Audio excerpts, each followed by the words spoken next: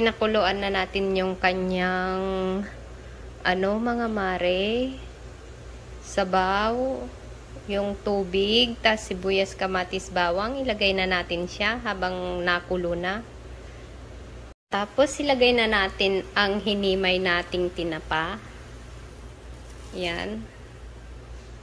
Tinapa na nahimay na, tinanggal na natin ang kanyang mga tinik-tinik. Ayan, kumukulo na siya mga mare. Sunod na natin ang okra at saka talong.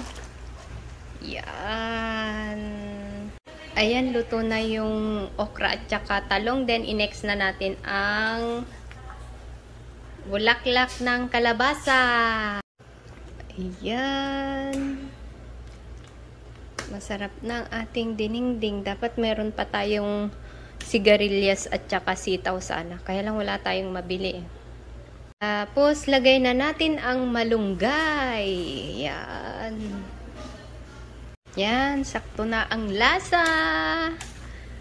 Pagka tikman natin kung sakto na at dagdagan natin ng asin kung kulang siya ng lasa. Patis pa lang okay na.